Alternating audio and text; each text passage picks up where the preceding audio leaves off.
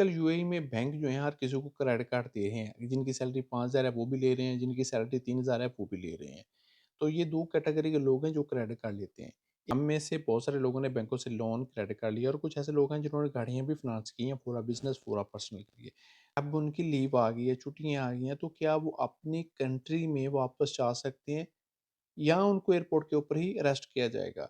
और कुछ ऐसे लोग हैं जो ऑलरेडी जा चुके थे, जब उनको क्रेडिट कार्ड मिला, लोन मिला, तो वो उस टाइम ही चले गए थे। अब वो वापस आना चाहते हैं, उनको 6-6 महीने हो गए हैं गए हुए को, तो अब वो वापस आने के लिए तैयार हैं। तो उनको भी एयरपोर्ट के ऊपर अरेस्ट तो नहीं किया जाएगा? तो इसके लिए बहुत सारे लोग मुझे मैसेज करते हैं, मेल करते हैं, क्या हम आपको बताएँ कि आप वापस आ सकते हैं या आपको एयरपोर्ट के ऊपर ही अरेस्ट कर दिया जाएगा? अब आप इस डाउट में हैं कि क्या हम ट्रैवल कर सकते हैं या नहीं? तो इसके लिए सबसे पहले अगर आपको कोई भी ईएमआई नहीं भरी है आपने, जब से क्रेडिट कार्ड लिया है, लोन लिया है या गाड़ी फाइनेंस की है, अगर आपने कोई भी ईएमआई पे नहीं की और आपको 1 साल से ऊपर का टाइम हो गया, यूएई में या आउट ऑफ कंट्री में, ठीक है? तो आप सबसे पहले अपना केस चेक करें कि आप पे बैंक ने केस तो नहीं किया।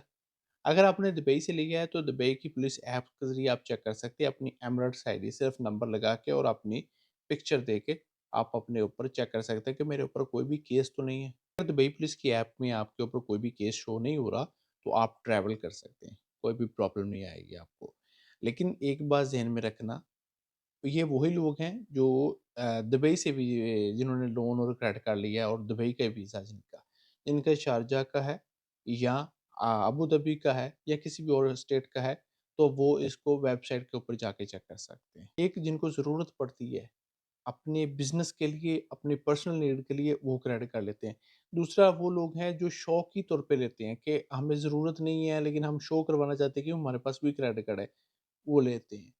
तो किसी की सैलरी 5,000 होती है, उनको भी मिल जाता है। अगर आपकी सैलरी 3,000 है तो आप भी ले सकते हैं।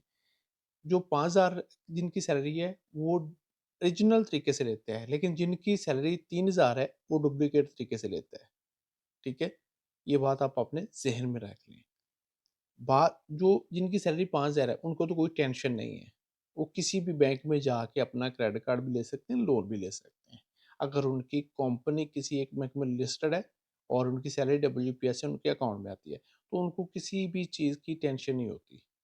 वो बेडर इधर फिर रहे होते हैं, हर बैंक में जा सकते हैं, कोई टेंशन की बात नहीं होती।